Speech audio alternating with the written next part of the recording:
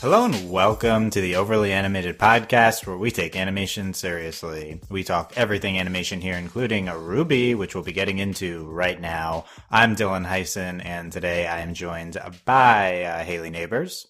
Hello. And Andy Potter. Hey. Today, Hayley, Andy, and I are getting into Chapter 5 of Volume 5 of RWBY, Necessary Sacrifice, the new episode that came out today on Rooster Teeth First. And will be out, I guess, in a week from now on Rooster Teeth regular. I don't know how that works. YouTube edition. YouTube, yeah, they do post their stuff on YouTube, yeah. But yeah, we recap new RWBY episodes every week here on the Overly Animated Podcast. You can find us at overlyanimated.com or search for Overly Animated RWBY on iTunes or your favorite podcatcher. Subscribe to us there or on YouTube to not miss any of our RWBY recaps. Spoilers for Necessary Sacrifice and all previous episodes. Make sure you've seen these. But yeah, let's get into this episode. Hayley, what are your initial thoughts on Necessary Sacrifice?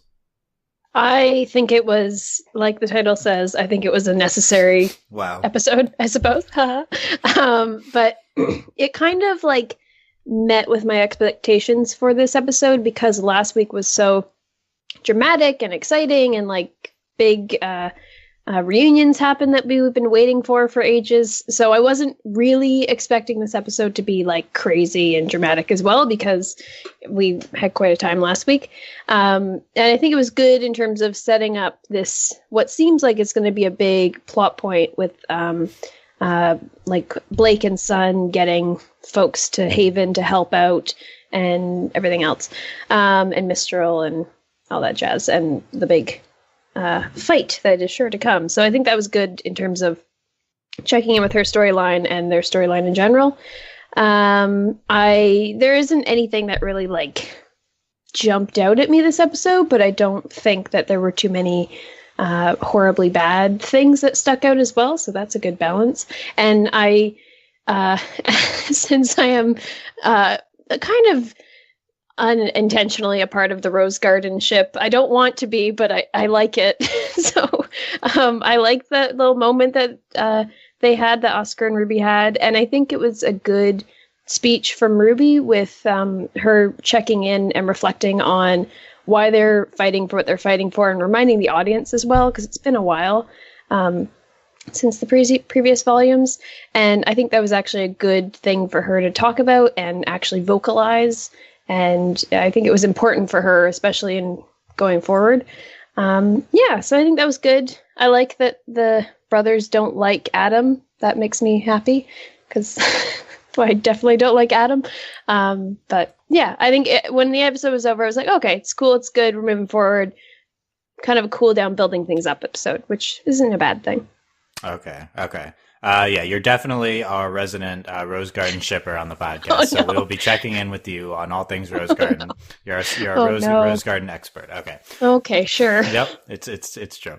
I wouldn't say that, but I'll go with it. Now that you've said it, you're stuck with it forever. I know. Even like kind of shipping it is already an expert on this podcast. So yeah. I've cursed myself. Yeah.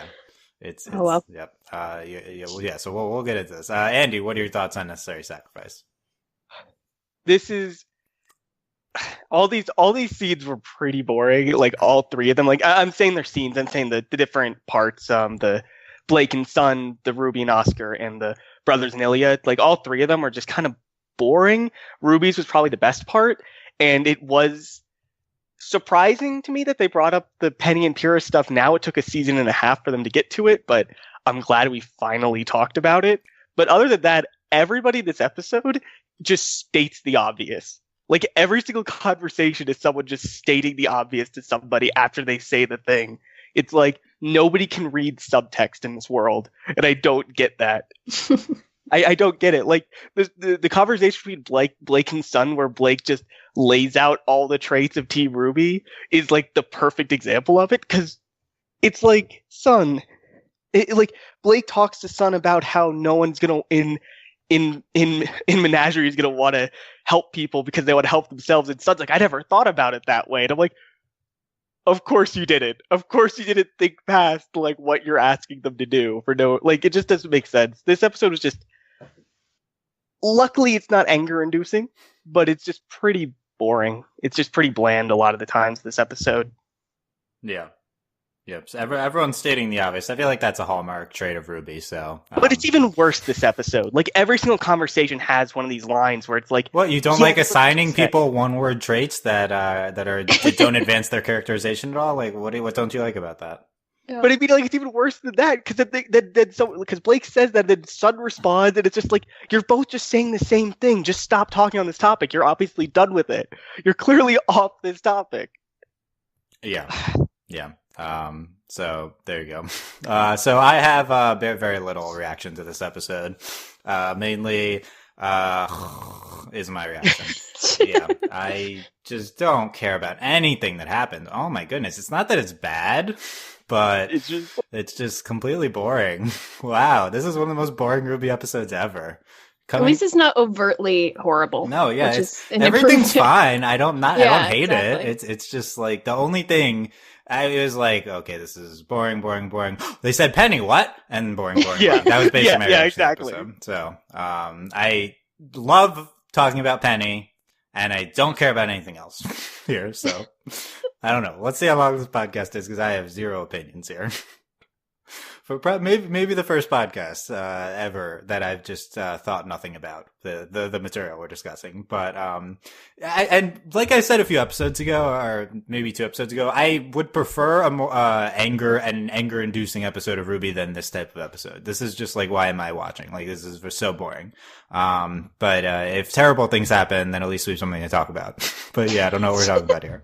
I do have topics to get into, so there's a lot of like future stuff that we can speculate on. So we'll get into that. Yeah, it feels definitely like a setup. Like, okay, there's hopefully better things to come out of this. I think a lot of people's reactions might be that okay, this is a necessary setup episode. And I would say, why? Why do we need this? But that's what every episode of Menagerie is. It's like, we're setting for something. And we never get there. I'm just done with Menagerie. Like, every episode I think, next episode of Menagerie, we're going to get to the point of it, and we're going to be done. And it never happens. We're going to have like 3 more episodes of Menagerie before Ilya and Blake confront each other, I'm sure. And I might be lowballing it. Like, I just want this to be done. Yeah, I really hope there's just one more, where like Ilya's going after her parents, doesn't pan out, and then they have to escape, and then we can get on out of there. But so, hopefully. But that would happen, and Blake would stay in Menagerie for something. Yeah, probably, knowing this. Look, I get being skeptical. I think all the Menagerie stuff the last 2 seasons has been a dud, basically unilaterally. But I do think this is our last Menagerie setup episode. I think next episode things will happen because 2 reasons. One, we are behind on the timeline with the Blake and Menagerie stuff. The stuff we see in this episode is still probably a month before the RWBY stuff. And secondly, we already had 1 reunion, so we got to get Blake out of there soon.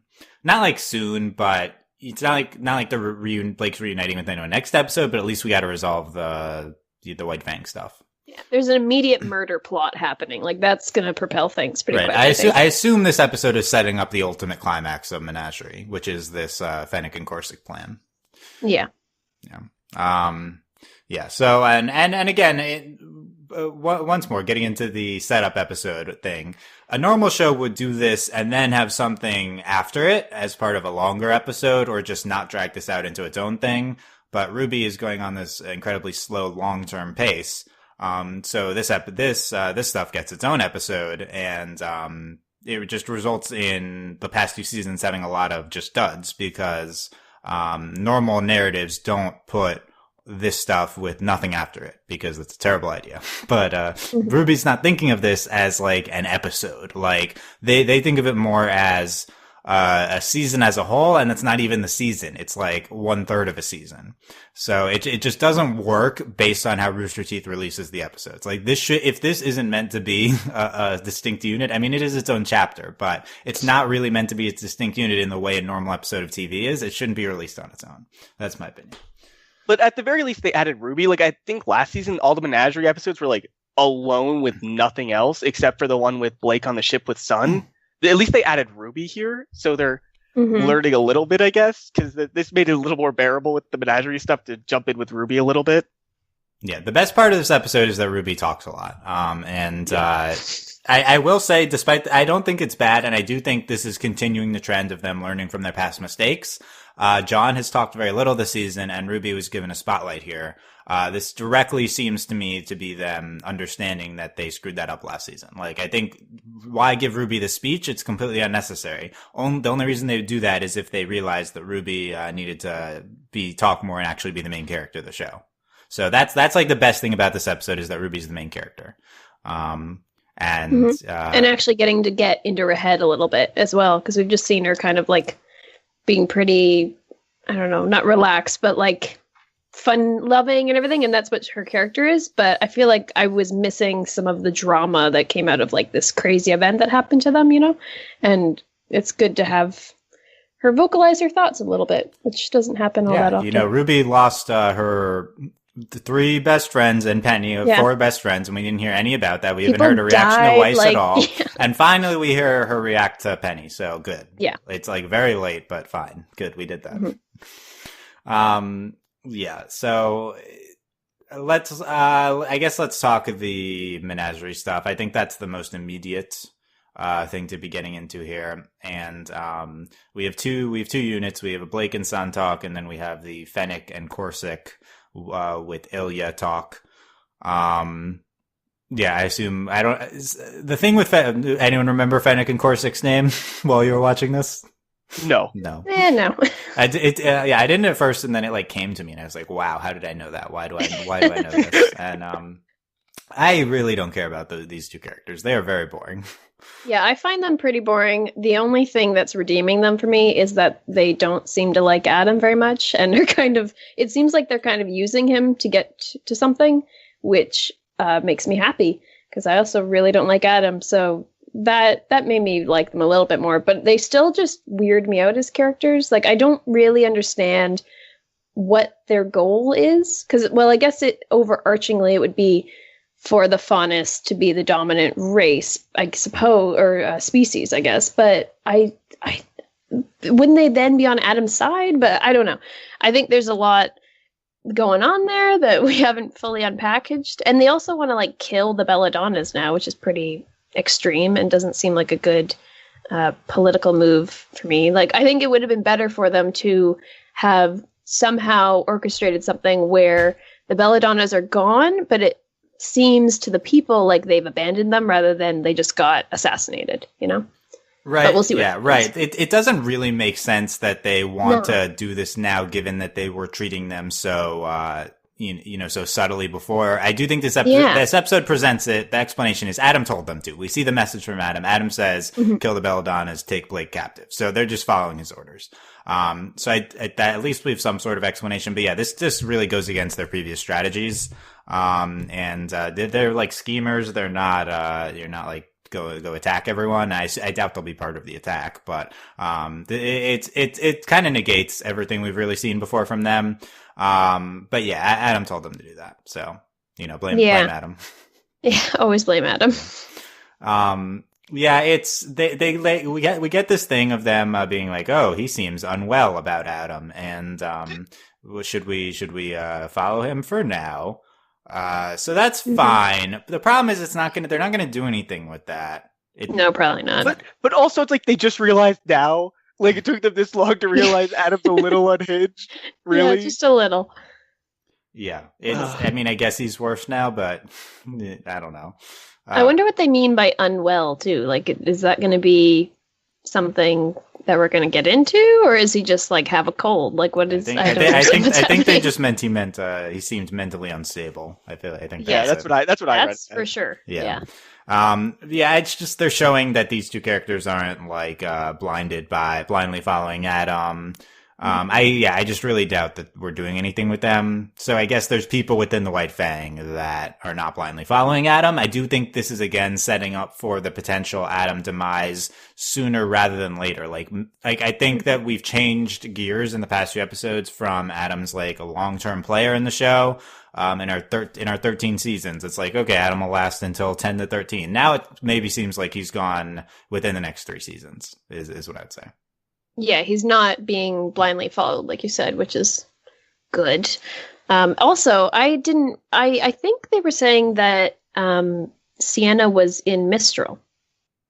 Like, because they said, like, oh, the messenger came from Mistral, and without the CCT towers, like, Menagerie won't learn about it for a little while. So why was she not in Menagerie?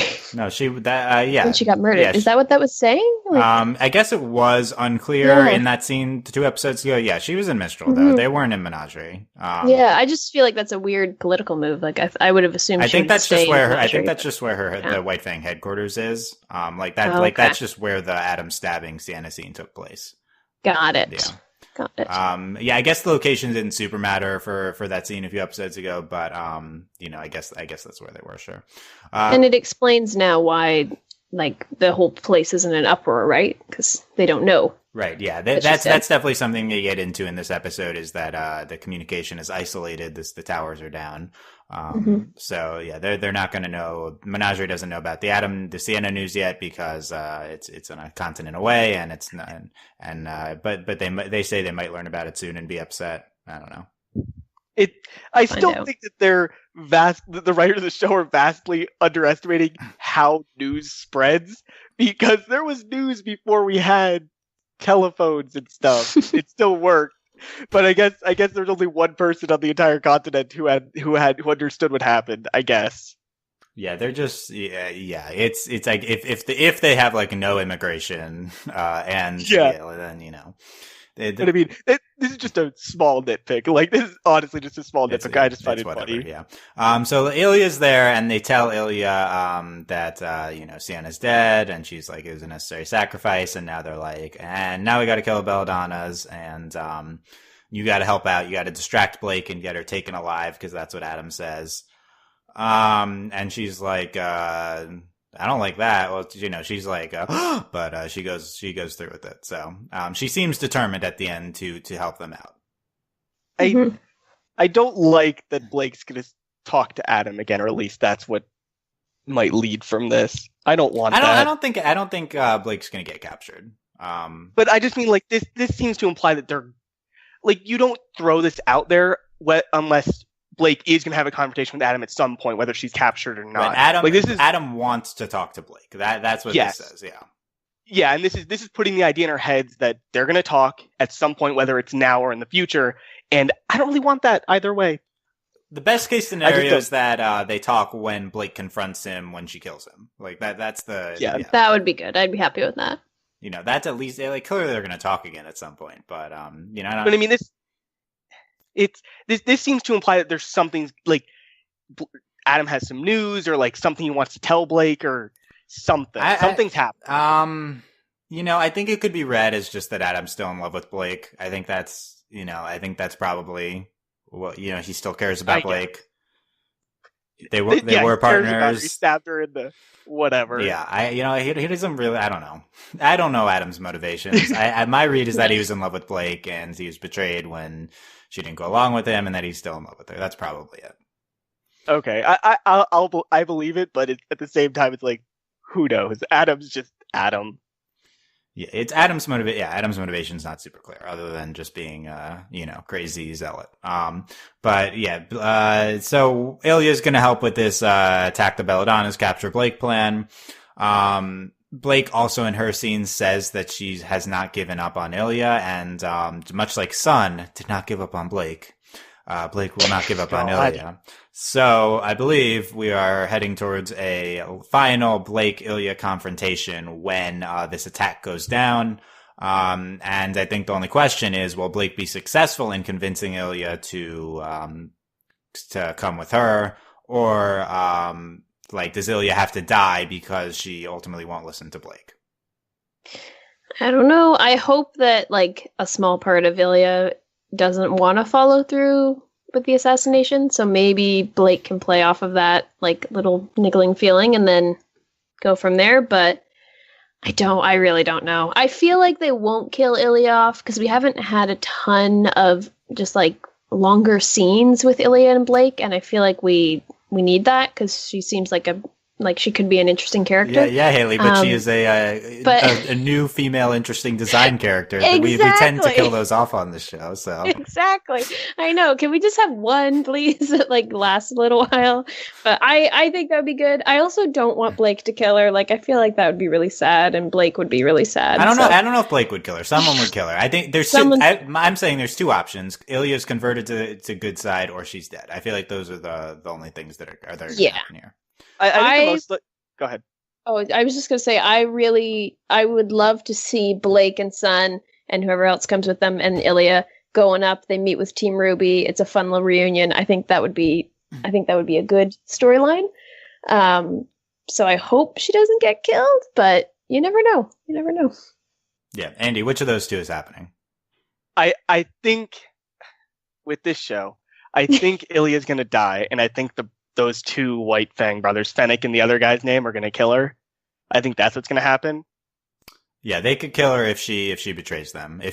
Also it could be both. She could decide to go with Blake and then die because of that. Yeah. That's what or like she sides with the Belladonnas, decides to protect them or something from, or maybe it'll be the other people because there's that bat Faunus who I think was implied to be helping Ilya. I think that was the implication I got, that guy's there to help Ilya attack the Belladonnas, and he might kill her. Which one? The guy at the end of this episode? At the end of this episode. That's that, like, he's like an eagle or something, I feel. Or is he, I don't know, maybe. I thought he had bat wings. He's got wings. He was just he just killed the messenger that Gira sent out from his speech, yeah. But I think he's also there to help Ilya, because they said that there were other people there to help her. Yeah. Okay, sure. Yeah, Yuma. So maybe one of those guys could kill her. Yeah, Yuma has a cool design. He could be interesting. So we're heading towards this attack, as said in this episode, by Finnick and Corsic and Adam on the Belladonnas. I think that we have four characters who've had pretty big death flags in this show now. And we need to rank who's most likely to die in this plot line. First of all, Blake's not dying. As much as we always are worried about that, they make it pretty clear in this episode. They say Blake's off the table. She's getting captured. Okay. Other than that, though, Gira, Callie, Blake's mom and dad, Sun, and Ilya, I feel like all are very likely candidates to die in the next few episodes. Yeah. So the question is, who is most likely of those? It could be all of them. I think Ilya.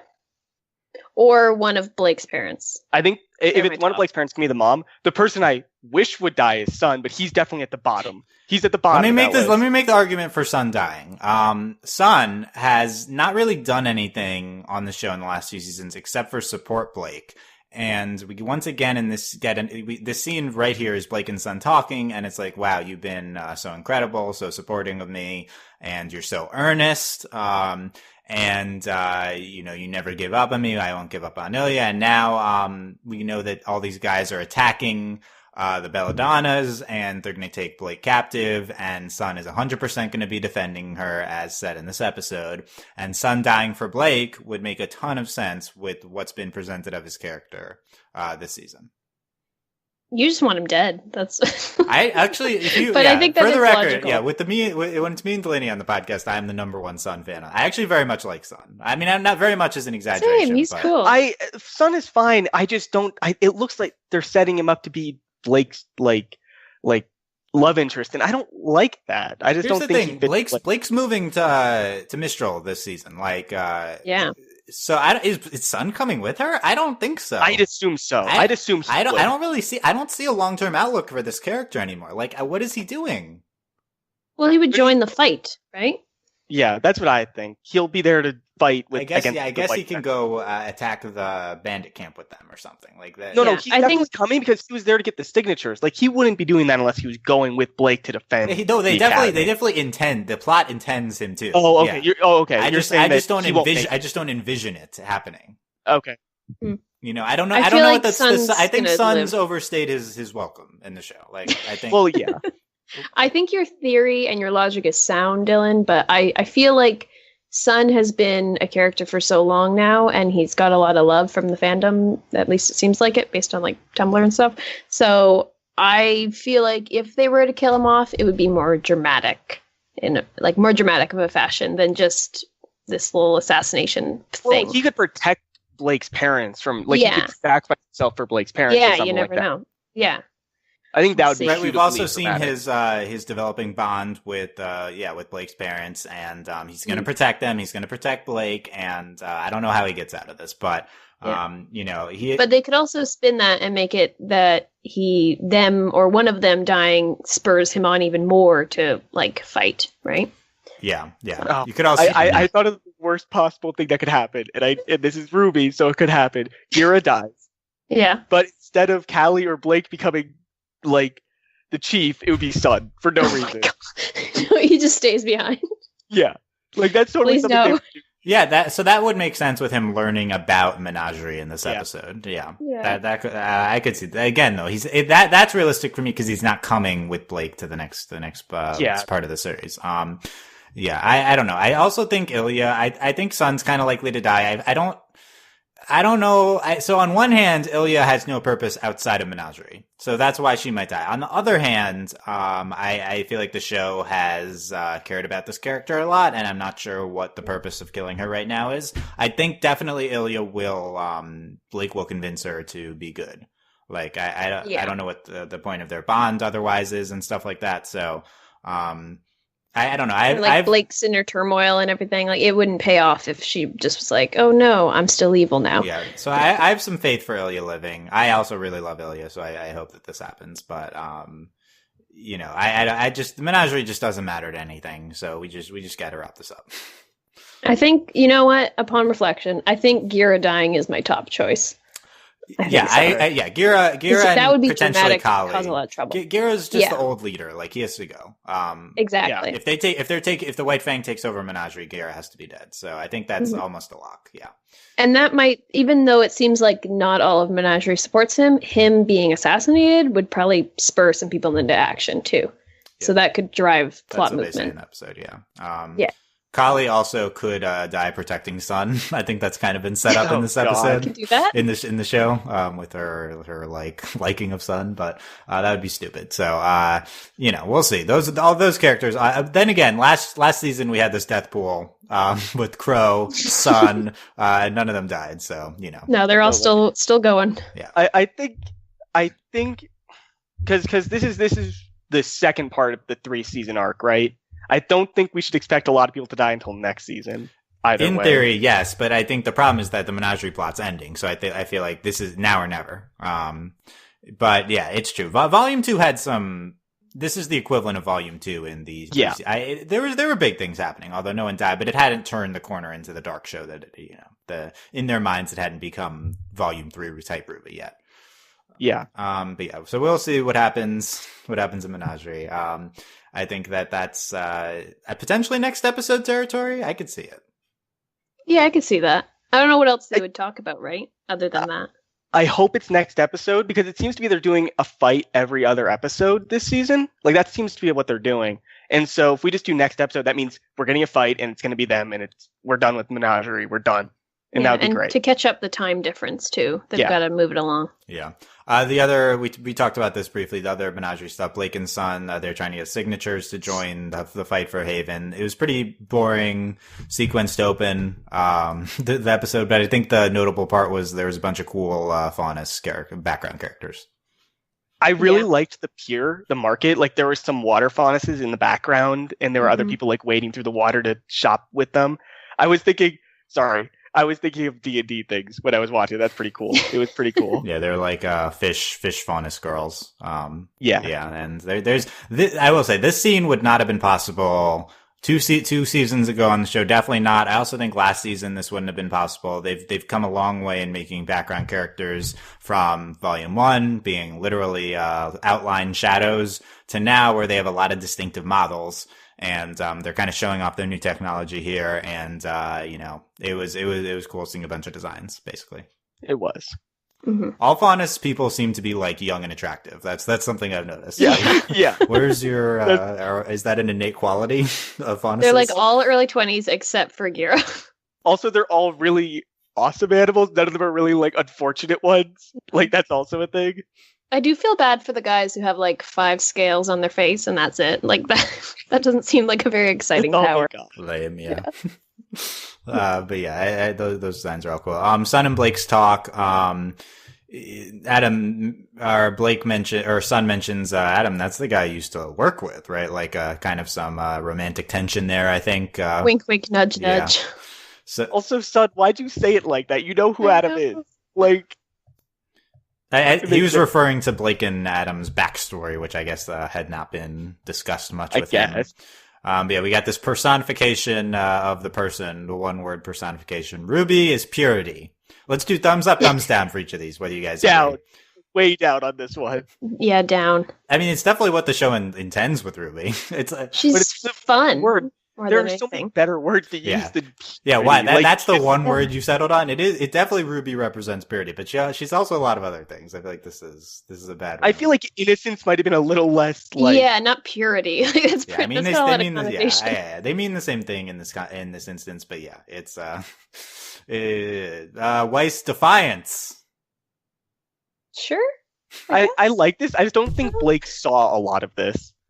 I mean, probably referring to the whole Weiss learning about faunus issues and stuff. But I mean, that's not really defiance. That's just Weiss being an okay person. You know, she stands up eventually for things. I don't know. Yang strength. Well, I mean, yeah, this would fit. Yeah. Because Yang's kind of a one-dimensional character already, and this is there's my hot take. Okay. Sun earnest. Sure. Sure. Yeah, this one. I think this is the best one. Yeah, this is the clue. Yeah. This is true, and that's Sun's appeal. He's the earnest monkey boy. There you go. And Adam's spite. Yeah. I think more anger. Yeah, he just seems evil. Like. Yeah. But then he also seems pretty. Well, I guess he seems kind of concerned with like revenge and everything, so that makes sense with that. Well, I mean, actually, no. The better word is edgy. Like, yeah, we've Edgy. edgelord. Yeah, if they had that, then they would make him that. Yeah, it's trying to. She was trying to get into the whole. Adam doesn't want equality. He just wants revenge type thing. So, just spite. Okay. This talk between Blake and Sun, kind of boring. Blake and Sun have been kind of boring for a while. Were we feeling the Black Sun in this episode? I've actually felt a lot of just like platonic relationship from them for a while now, which I'm totally fine with. Clearly they're friends. That's not what I'm asking. I didn't really, I guess, no, I didn't see that too much. There was this look Blake had at some point in the episode towards him. She was smiling. Yeah, she like smiled. Yeah. I didn't feel it, but it felt like there were a couple lines that pointed towards them wanting to do it, the writers, I mean. But I didn't feel it this episode. No. Yeah, so what's going to happen is next episode, before the attack, they're going to like kiss for the first time, and then Sun's going to die, and then Sun's going to die, and then Blake's going to be really sad. That's what's going to happen. Yeah. Please no. We haven't traumatized everybody yet. We need to traumatize everybody on Team RWBY before they Blake's can get already back been together. traumatized, but she just needs more traumatizing. Yeah, she needs more. She hasn't reached the quota yet. This scene was definitely feeling the Black Sun. They constantly have this tension between them. I think that's what the show's intending, and interested to see how we're paying it off here.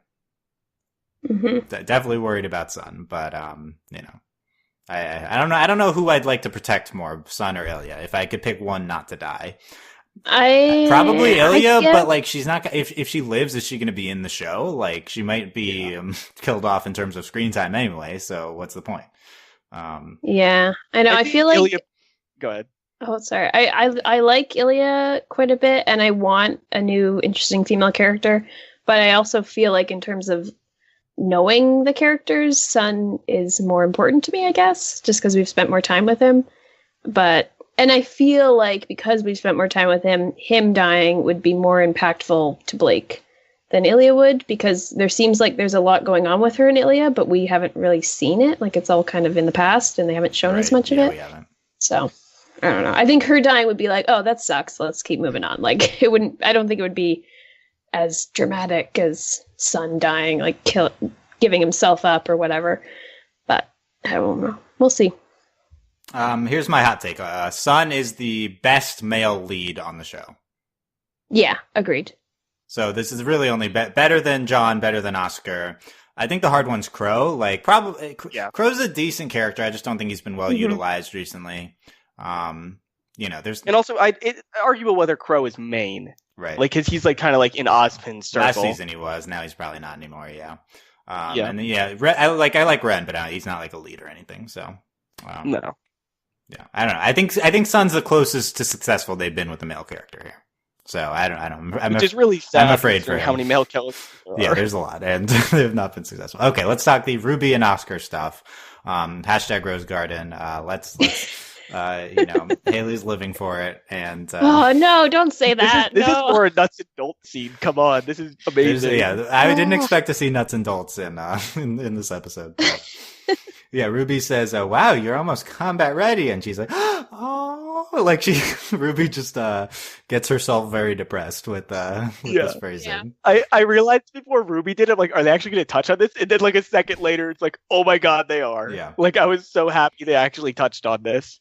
The show remembers that Penny's a character because, to be honest, I've always been afraid, and this is the stupid speculation crew stuff that I don't like getting into. I've always been afraid that Penny was more of a Monty character and that they don't care about her anymore. But so I'm glad that we were bringing her up here.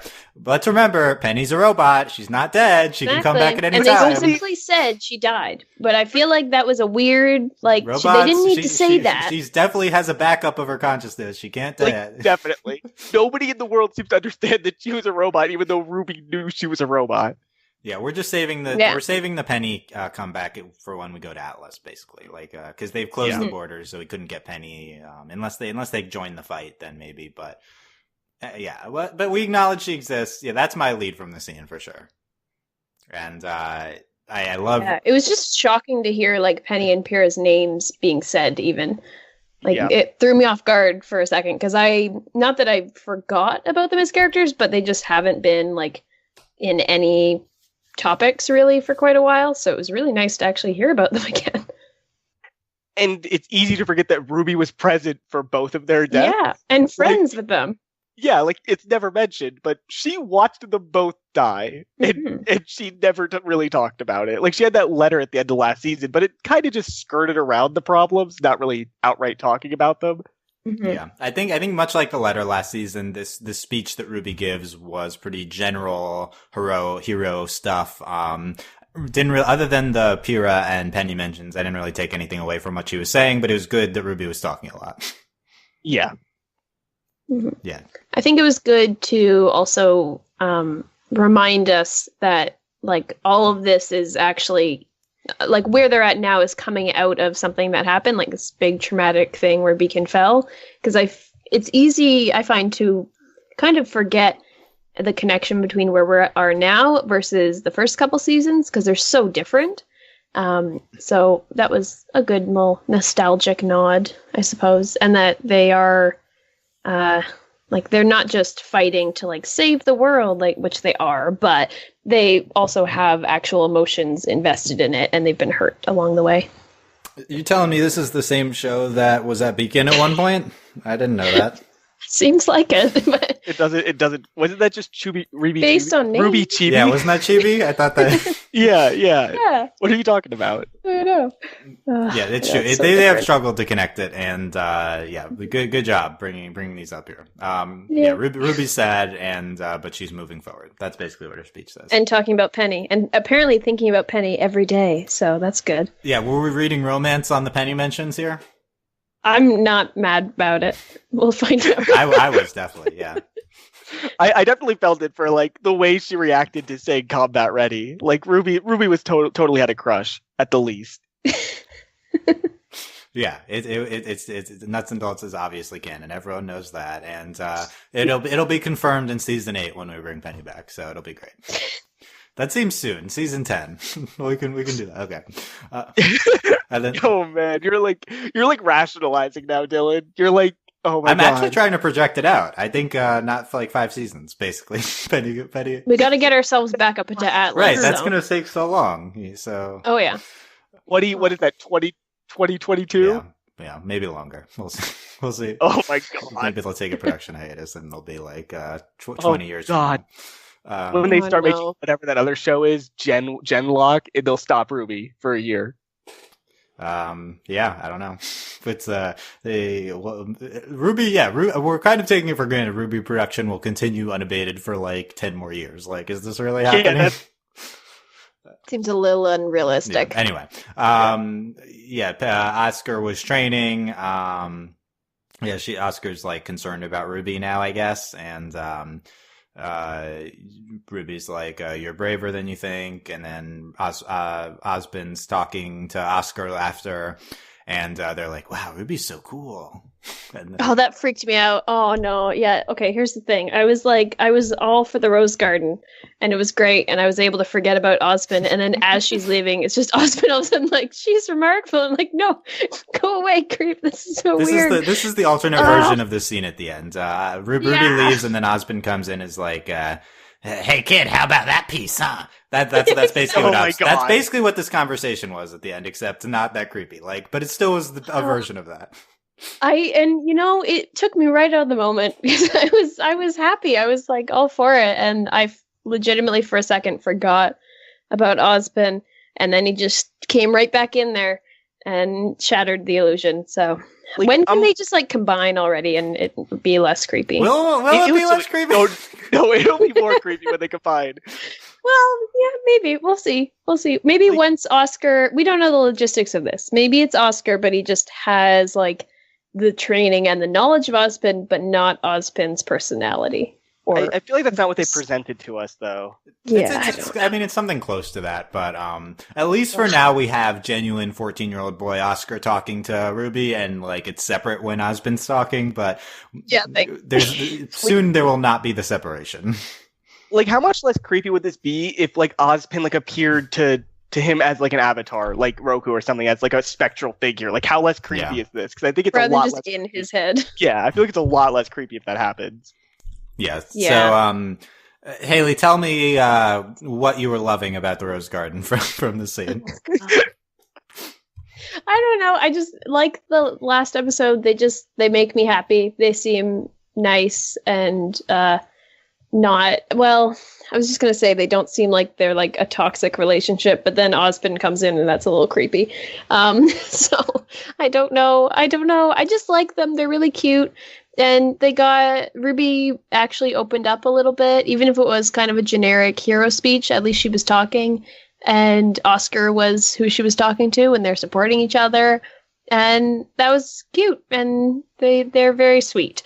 But then Osbin appears and just wrecks the whole thing and freaks me right out. So it's very confusing. What's our read on this situation? Because clearly this Osbin thing is a big hindrance to the Rose Garden, but they do seem to be presenting Ruby in like clearly Ruby's talking to Oscar in this scene. Why? And they're training last episode. Why do that unless this is a relationship we're going to pursue?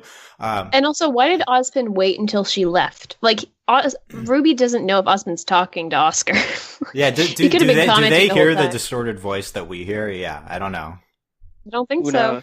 No, doesn't seem like it. Yeah, but my question is why? What's the show doing here? Like, it seems to know that Osbin being in. I mean, I'm not 100% sure yet if they understand that Osbin being in Oscar's head talking to Ruby is creepy. Like, this is going to be creepy if Oscar and Ruby are like dating. Not 100% convinced with their track record that they're aware of this, but it seems like an obvious thing, and yet they still seem to be pushing Ruby and Oscar together. So, like, what's the end game here? What are we doing? I think we're leading to more trauma for Ruby, because that's obviously every plot in the show leads to one of the characters having trauma, in that she's going to like Oscar a lot, and then he's going to combine with Osbin and realize that he's a completely different person, and she's going to feel like Oscar died. And we're going to have some more trauma there, because that's just what they like to do. What I'm hoping is going to happen is that we don't really understand any of the logistics of this reincarnation thing, but what I'm hoping for is that Oscar reaches a point where he's been like quote unquote trained by Osbin and given all this new information and everything. It doesn't change his personality, but now he just like knows like what's going on with the world and how to fight and everything else.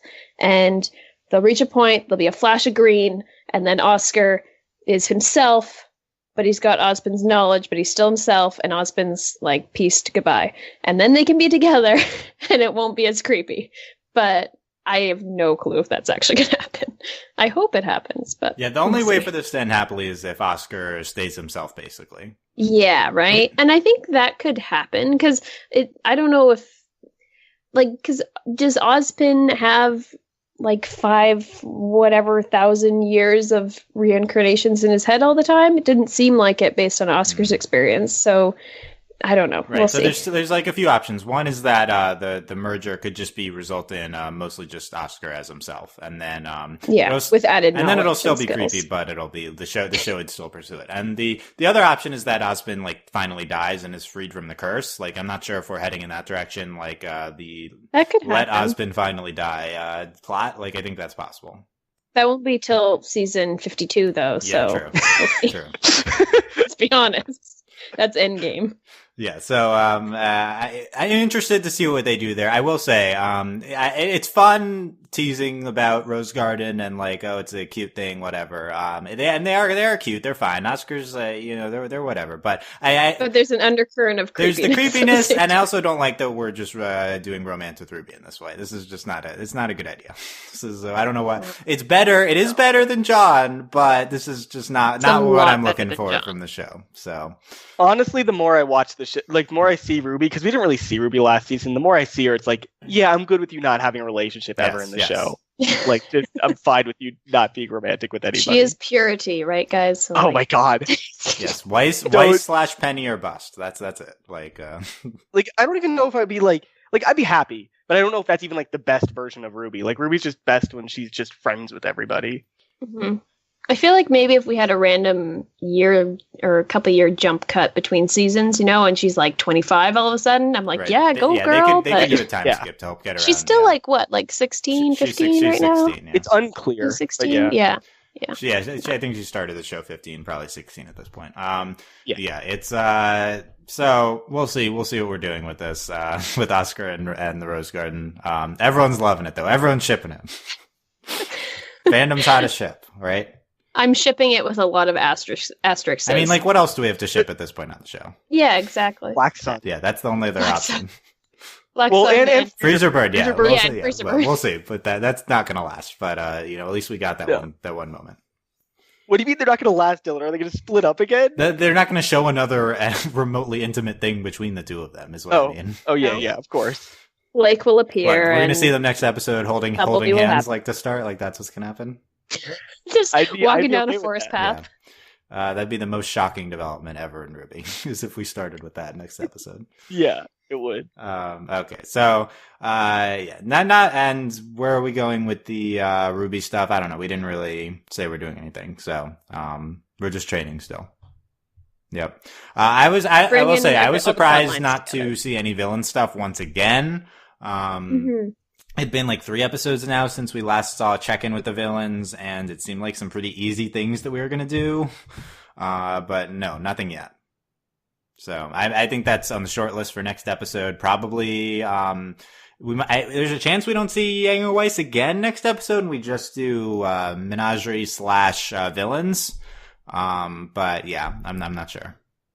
I think that we're probably going to have the Menagerie stuff being the most important thing, and then maybe a little check-in with Weiss and Yang. But I honestly feel like this whole season we won't see a ton of the villains, because it seems like the main kind of like, I guess, conflict of this season leading up to is Adam and his gang going against Mistral / Haven, which is being supported by the villains. But I don't know if it doesn't seem like Salem is like going her full out battle right now. Yeah, there's supporting players here. Yeah, I agree. Yeah, we might see Hazel at least. Yeah, I think we'll see with Hazel. Adam. Yeah, he's going along with them. And probably the doctor, whatever his face is. Well, no, he went back to make Tyrion a tail. He's not right. We haven't anymore. even seen that. And but it wasn't because he's not with Lionheart anymore. Then is he? Or No, it was Tyrion with them? Yeah, who knows? We'll find out. We'll see. We still Maybe need to we'll see check in with Tyrion's them. tail. Yeah, maybe we haven't seen them in a while, so maybe they'll. Right. Yeah. It's been weird that we haven't seen them. I think it is in play that we table the Menagerie stuff for another episode and do another build-up episode with Weiss and Yang and stuff like that. And maybe check in with villains. I think a possibility is we get would be interesting if we get the episode with Weiss and Yang with Raven telling them about maybe the maidens, and then jump cut to Salem talking to Cinder in some way, because that would be a cool juxtaposition between them. Like an evil maiden and like a slightly less evil maiden. Yeah, it was surprising not to see the the talk with Raven and Yang and Weiss, because that was like, that's happening right now, last episode, and then it did not happen here. So, you know, this show slows things down. That's for sure. Like, it's just insane that last episode so many things happened. In this episode, it's like, what happened? Did anything happen? Not much. No, nothing. Yeah, no. I think this episode would have been better if we had taken, even though the Ruby and Oscar talk was good and the best part of this episode, I think it would have been stronger if we had the Menagerie stuff bookending the Raven chat. Because that would have been better in terms of plot development.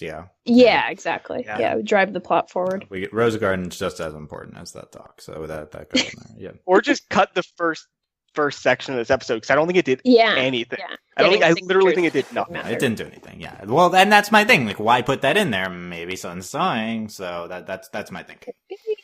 Okay. Like, otherwise, like, at least the last scene tells us that the Belladonnas are going to try to get us. Like, there's an assassination. Yeah, and for the record, I don't need to see 4 minutes of Fennec and Corsic. That was stupid. Well, yeah, that was a little long. Yeah. Don't. I also find it a weird, like, little animation side note that every time they bow, their little noses on their heads like bounce up and down. Have you guys noticed that? It's weird. Yeah. It seems like they did that intentionally, and they didn't have to, and it just looks a little strange. And Blake's ears do that too, don't they? Yeah, but I get it as like a biological part of your body, but this seems like a hat. So they just like bouncy hats. You don't know what they like. Yeah, I guess. I don't know if anyone has noticed that, but anytime I see them, it kind of makes them not very intimidating to me, because they always bow and it's like moing. But I don't know. What, Fennec and Corsic aren't the most intimidating characters? Come on. They definitely are not. Okay. Are they ever going to fight? Do they even have weapons? Stop. No, get them off the show. Come on. Stop it. Okay, so they're behind. Yeah. Okay. Hayley, final thoughts on Necessary Sacrifice. It was chill. It was whatever. I think a lot of the talks and activities were a little longer than they needed to be, and it got a little boring. But I was not really angry at anything in this episode, which is good. And I guess it had to happen, I suppose. I don't know, to like build up to more things. But I think there were better ways to rework this episode so it'd be a bit more impactful. But it's not standing out as like, oh, horrible episode. Like, I didn't actively dislike it. I was just kind of bored. So, yeah. I was just kind of bored. Yep. Yeah. Andy. This was an unnecessary sacrifice. We did not need this in our lives. No one did. Like, they didn't need to animate this. They didn't need to make this. We could have just skipped to something else, because this was just boring. This was unnecessary in every way. How dare you call Rose Garden unnecessary? How dare you? Come on. Everyone loves it. The angst. The Rose Garden angst. Yeah, we got Penny. Come on. We got Penny, so... Yeah, that made the whole episode worth it, honestly. That made the episode. Okay. Yeah, I have no comments. So, there you go. That's our, I said, if you'll notice, I said very little of substance about the actual episode, this podcast. I mean, there wasn't any substance in the episode. No. Yeah. So let us know your thoughts on Necessary Sacrifice, if any thoughts in the comments on overlyanimated.com. Click on the article, or on YouTube, leave your comments there, and then subscribe to not miss any of our future RWBY content. Subscribe on iTunes as well, Overly Animated RWBY on iTunes. You can text chat with us about it. You can give your thoughts there at Discord, overlyanimated.com/Discord. And you can support us via Patreon, patreon.com/overlyanimated. Thanks to all of our current patrons, especially our patron of the podcast, Ryan, aka Brian. And thanks always to our patron executive producers, John, Ryan, Steve, Alex, and Andy. There's a million podcasts going on. We just came out of our marathon Steven Universe, bomb catch up, and stars every day these 2 weeks. So all happening at overlyanimated.com. And of course, RWBY had to be new this week, and probably new next. It's not clear that we're even doing World of Remnants this season. That's something that's been pointed out to me. They've never really said we're doing World of Remnants. It feels like they would communicate with us, but I guess they don't communicate anything with us. There's got to be a break at some point, but we might just not do World of Remnants anyway. We'll see. Maybe if the episode where, like after the big assassination plot, that might be a natural place. But I'm fine with no World of Remnant, to be honest. Same. I mean, they don't do any. They're bad, but breaks are fine. Okay, so yeah, thanks for let us know what you thought, comments, and thanks for listening, guys. We will see you next time. Bye. Bye-bye. Bye.